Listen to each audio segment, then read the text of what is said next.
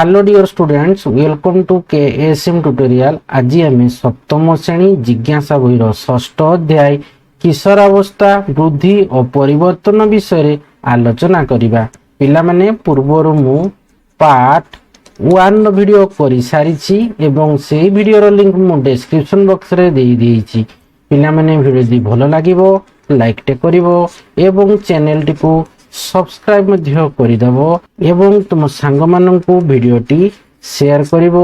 किछि यदि doubt रहिवो comment box रे जणाइबो। तो देखो आमे स्टार्ट करिबा 6.2 रे जो अछि प्रजनन क्षमता सूचित करूथिबा परिवर्तन। तो देखो कहिछि किशोरावस्था उभय बाह्य दृश्यमान एवं केतेक आभ्यंतरीण परिवर्तन द्वारा चिन्हित हुए।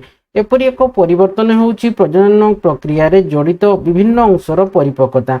पुओ एवं झियो उभय धीरे धीरे एपरि परिवर्तन अनुभव करती एवं एही परिवर्तन गुड़िक वृद्धि प्रक्रियार एक स्वाभाविक अंश। तो देखो जितेबाला पुओ झियो गुड़ा कौन करती ना जिते धीरे धीरे कौन होती से बड़ होती तो तांकर परिवर्तन शरीर आसता है बोली से अनुभव करते और यही परिवर्तन गुड़ी कौन ना गोटे वृद्धि प्रक्रियार एक स्वाभाविक अंश।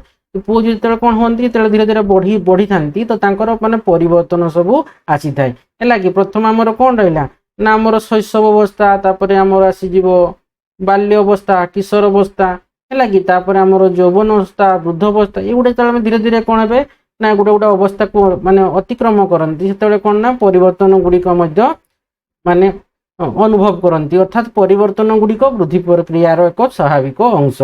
तो किशोरी मानक सहित जड़ित एक गुरुत्वपूर्ण आभ्यंतरीण परिवर्तन होची मासिक ऋतुस्राव बा रजह स्राव चक्र आरंभ। यह साधारणतः प्रति 28 रु 30 दिन रे पुनरावृत्ति हुए। तो ये जो ऋतुस्राव अच्छी मासिक ऋतुस्रावटा सी केते ना आमर सेटा होची 28 रु 30 दिन रे पुनरावृत्ति होई थाए। सेटा होची कोन ना किशोरी मानक सहित एक जड़ित गुरुत्वपूर्ण आभ्यंतरीण परिवर्तन। तो ये जो साधारणतः 28 रु 30 दिन मध्य पुनरावृत्ति हुए यह को आमे मासिक ऋतुचक्र भाव में आमे जनाशुना है कि कही थांती। तो अनेक सुस्थ झींकर 21 रु 35 दिन व्यवधान विशिष्ट दीर्घ किंबा छोट मासिक ऋतुचक्र हो पारे। मासिक ऋतुचक्र एक गुरुत्वपूर्ण प्राकृतिक प्रक्रिया एवं यह उत्तम प्रजनन स्वास्थ्यर लक्षण मध्यरु गोटे। ऋतुचक्र जो पर्यायर शरीर रक्त निर्गत हुए ताकू आमे ऋतुस्राव बोली कही थाउ। तो देखो जोटा आम जानले कौन ना देखो ये ऋतुचक्र जो पर्यायर शरीर रक्त निर्गत हुए ताकू आमे ऋतुस्राव बोली कही थाउ। तापर देखो अच्छी कौन ना यह 3 रु 7 दिन पर्यंत रही थाए रही पारे। किछि झियो एही दिन गुड़िकरे तली पेटरे जंत्रणा किंबा अस्वस्थी अनुभव करि पारंती। साधारणतः 45 रु 55 वर्ष बयस सुधा ऋतुस्राव स्वाभाविक भाव में बंद हो जाए है यह जहाँ महिला जीवन में प्रजनन क्षमता समाप्ति सूचित करे। साधारणतः केते 45 रु 55 वर्ष सुधा बयस सुधा ऋतुस्राव कौन हुए ना स्वाभाविक भाव में बंद हो जाए जहाँ महिला जीवन में प्रजनन क्षमता समाप्ति सूचित करिथाए। तापर देखो अछि ऋतुस्राव विषय भ्रम धारणा। तो देखो कही ऋतुस्राव विषय अनेक भूल धारणा बा अंधविश्वास अच्छी जहाँ प्रायतः मन में अनावश्यक भय लज्जा एपरिक अपराधी भावना सृष्टि करे। एहीपरि है कि विश्वास गुड़िक बा धारणा गुड़िक अच्छी किछि भ्रम है करिता एवं निषेध को जन्म देइछि। एही भ्रम एवं निषेध जो ऋतुस्राव होउतिबा झियो माननकु शारीरिक भाव में अलगा रखिबा प्रथा दुर्भाग्यवशतः एबे भी प्रचलित। ऋतुस्राव एक प्राकृतिक प्रक्रिया एवं एही भ्रम गुड़िकर कौनसी वैज्ञानिक आधार नहीं। ऋतुस्राव प्रति आम वैज्ञानिक दृष्टिकोण उन्मुक्त कले ही समाज महिला मानकर उत्तम प्रजनन स्वास्थ्य आवश्यकता उपलब्धि करिवो एवं एहा द्वारा महिला माननकु एक सुस्थ जीवन शैली दिया जाई पारिवो। तापर देखो अछि किशोरावस्था केवल शारीरिक किंबा प्रजनन क्षमता सहित जड़ित परिवर्तन नुहे बरं मासिक एवं आचरणगत परिवर्तन सह मध्य संपृक्त। देखो ये किशोरावस्था जो केवल शारीरिक एवं ये प्रजनन क्षमता सहित जड़ित परिवर्तन नुहे सी कौन करे ना मानसिक एवं आचरणगत परिवर्तन सहित मध्य सी संपृक्त। आस सेगुड़िक विषय आलोचना करिबा। तापर देखो 6.3 अच्छी कौन ना किशोर मानक ठारे आवेगात्मक और आचरणगत परिवर्तन। तो देख कार्य 6.2 रे अछि आस तालिका करिवा। तो कहिछि गत गोटे किंबा 2 वर्ष मध्य तुमर किंबा तुमर सहपाठी और बंधु मानकर भावना किंबा आचरण रे कौनसी परिवर्तन होइछि काई से विषय रे भइबा पई किछि समय नियो। तो देखो तुम निजे भी देखि पारबो तुमर गोटे किंबा 2 वर्ष मध्य तुमर किंबा तुमर जो सहपाठी अछंती बा सांग साथी अछंती बा बंधु मानकर भावना को किंबा आचरण रे देखो किछि परिवर्तन होइछि कि नै।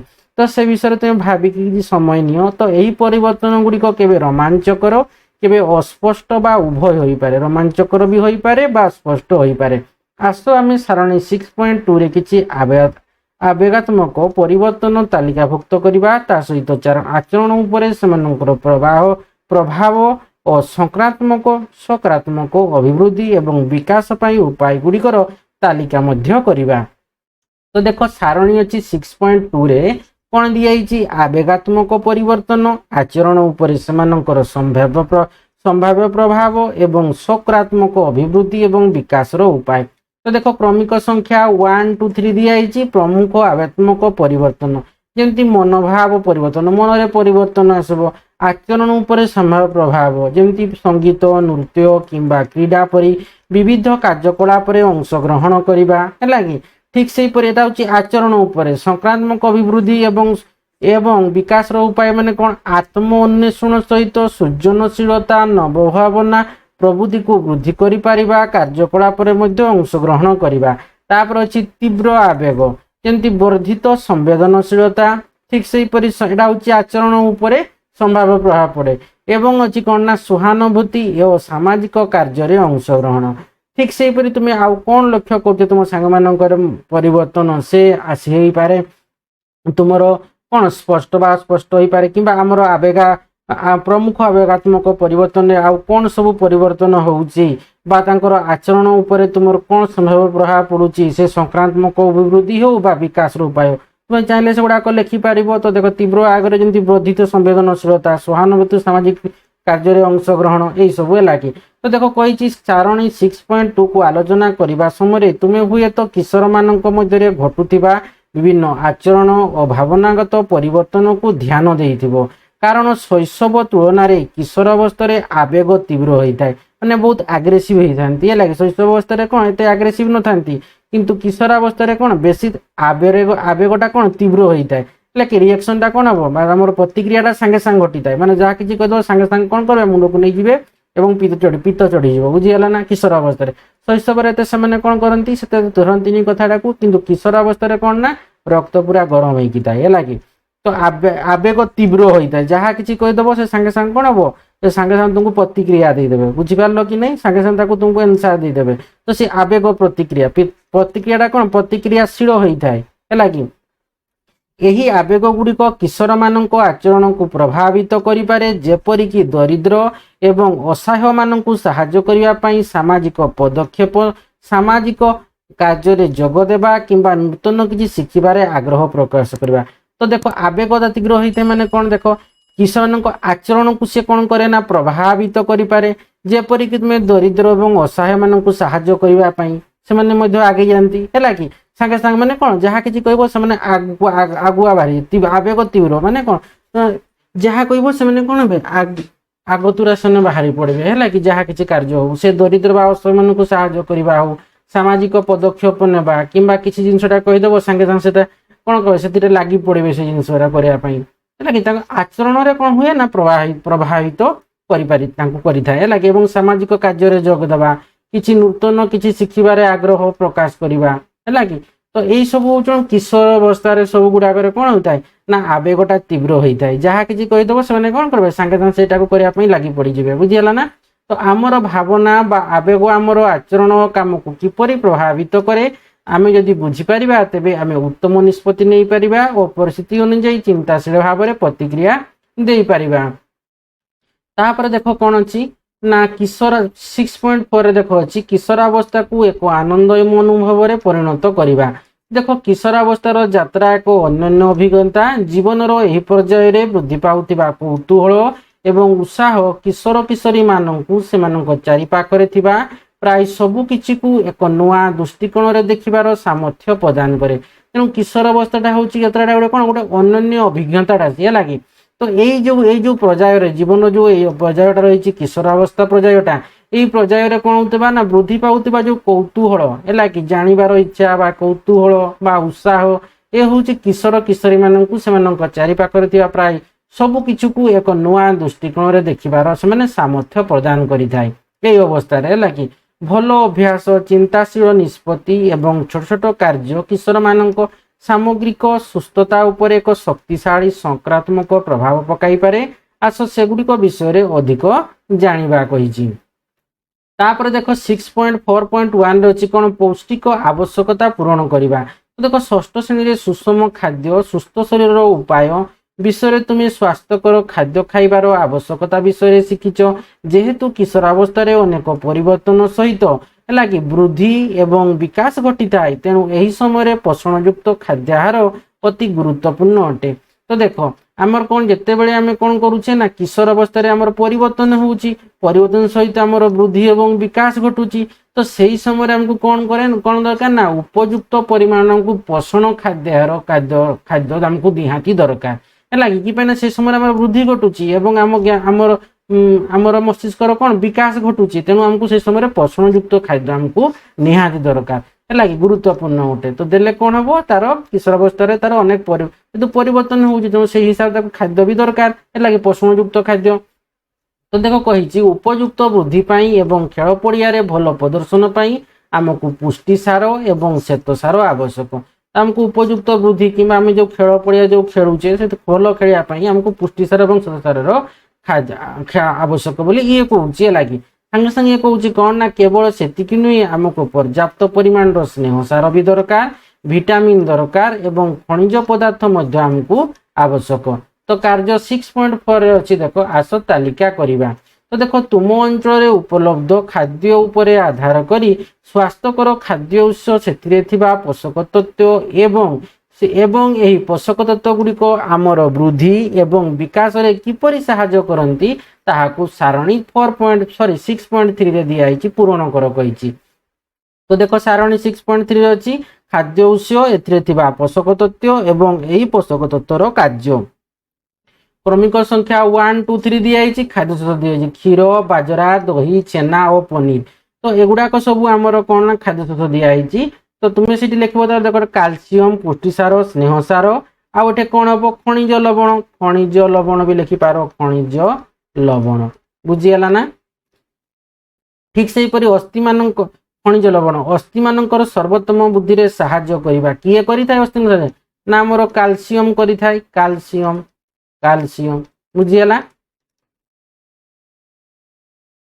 ତ ସେଠି ଆମର କ୍ଷୀର ଆସିଲା ହେଲା କି, ବାଜରା ଆସିଲା, ତାପରେ ଦହି ଆସିଲା, ଛେନା ଆସିଲା, ପନିର ଆସିଲା, ଶାଗ ବି ଲେଖିପାର ହେଲା କି। ଆଉ ଆମର ସ୍ନେହ ସାର ତ ଆମର ମାଛ ମାଂସ ଏଇଟା ଆମର ଲେଖିପାରିବ କି ନାହିଁ, ଏଇଟା ଦେଖ ସ୍ନେହ ସାର ବି ଅଛି ନା ପୁଷ୍ଟି ସାର ସ୍ନେହ ସାର। ତେଣୁ ତୁମେ ଖାଲି କ୍ଷୀର, ବାଜରା, ଦହି, ଛେନା ଓ ପନିର, ଶାଗ ଲେଖିଦିଅ ହେଲା କି। ତ ଇଏ ଆସିଯିବ ଆମର କ'ଣ ନା କ୍ୟାଲସିୟମ, ପୁଷ୍ଟି ସାର, ଆଉ ଆସିଗଲା ଆମର ଏଠି କ'ଣ ନା ଖଣିଜ ଲବଣ, ସ୍ନେହ ସାର, ଖଣିଜ ଲବଣ ହେଲା। ଠିକ ସେହିପରି ଦେଖ ଏଠି ଆମେ ଲେଖିପାରିବା ଇଏ ପୁଷ୍ଟି ସାର ଦେଇଛି, ଆମେ ଏଠି କ'ଣ ଲେଖିପାରିବା ଡାଲି ଲେଖିପାରିବା। ଠିକ ସେହିପରି ଅଣ୍ଡା ଲେଖିପାରିବା, ତାପରେ ମାଛ ହେଲା କି, ତାପରେ ମାଂସ, ତାପରେ ଆମେ ସୋୟାବିନ୍ ଲେଖିପାରିବା ସୋୟାବିନ୍, ତାପରେ ଆମେ ଲେଖିପାରିବା ଏଠି କ'ଣ ନା କ୍ଷୀର ହେଲା କି। ତ ଏଇ ସବୁ ଆମର ଆସୁଛି କ'ଣ ନା ଦେଖ ତମର ପୁଷ୍ଟି ସାର ଦିଆଯାଇଛି। ତ ଅଣ୍ଡା, ମାଛ, ମାଂସ ଏସବୁ ଗୁଡାକରେ ଆମର ସ୍ନେହ ସାର ମଧ୍ୟ ମିଳିବ, ସ୍ନେହ ସାର ହେଲା କି। ତ ଠିକ ସେହିପରି ଦେଖ ଆମର ଏଠି ଉପଯୁକ୍ତ ଏଠି ତୁମେ ଆହୁରି ଲେଖିପାରିବ ହେଲା କି, ଯେମିତି କ୍ୟାଲସିୟମ ଅଛି, ପୁଷ୍ଟି ସାର, ସ୍ନେହ ସାର, ଖଣିଜ ଲବଣ, ଏଠି କ୍ଷୀର, ବାଜରା, ଶାଗ ଦହି, ଛେନା, ପନିର, ଶାଗ ଆହୁରି ତୁମେ ଏମିତି ଲେଖିପାରିବ। ତ ଦେଖ ଏଠି ଆମର ଡାଲି, ଅଣ୍ଡା, ମାଛ, ମାଂସ, ସୋୟାବିନ୍ ଏଠି ଲେଖିଦେଲେ ଦେଖ କ୍ଷୀର, ପୁଷ୍ଟି ସାର, ସ୍ନେହ ସାର।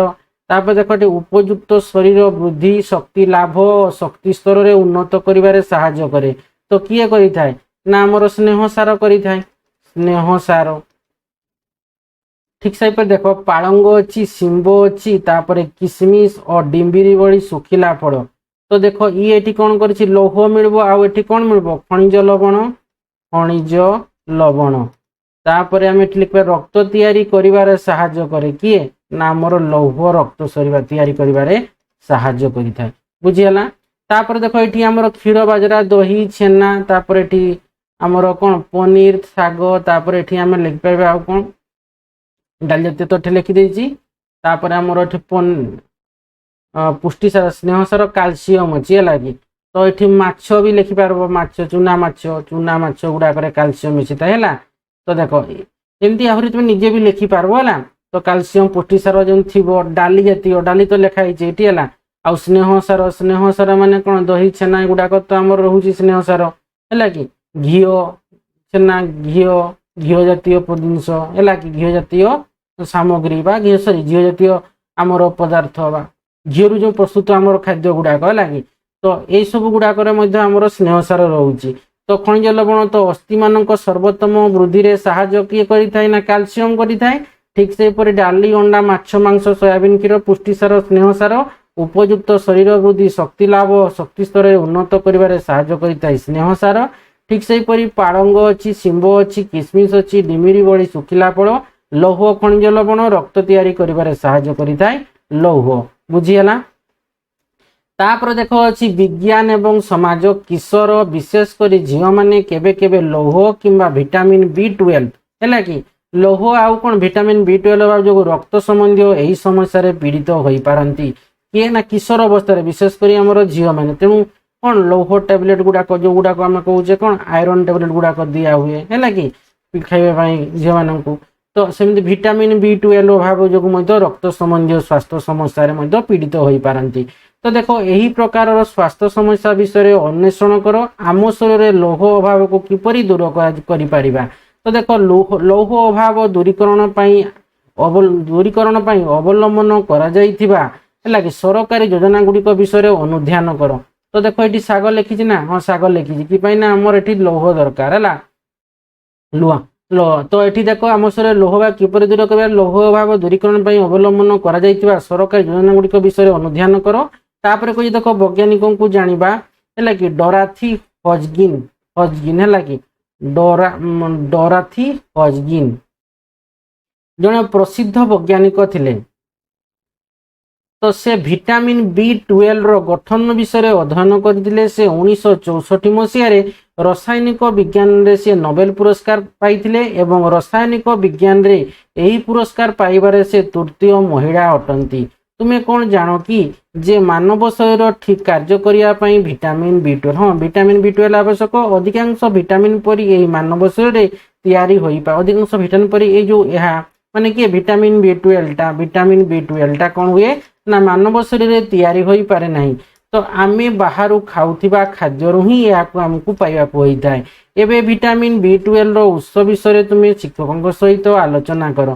तो आज आम एत आलोचना करबा नेक्स्ट वीडियो जो 6.4.2 अच्छी व्यक्तिगत परिच्छन्नता सेठू आम आलोचना करबा। आशा करुच्ची पिला माने ये वीडियो को भल भाव बुझी पारिथिबो वीडियो को लाइक कमेंट और प्रचुर मात्रा शेयर करिवो एवं जो माने पर्यंत चैनल को सब्सक्राइब करनो अति शीघ्र चैनल को सब्सक्राइब करनबो एवं पाखरे थिबा बेल आइकन टी को दबाई देबो जहाँ फल कि मो वीडियो छाड़ू छाड़ू तुम पाखु नोटिफिकेशन पड़ेबो फल तुम जानि परिबो।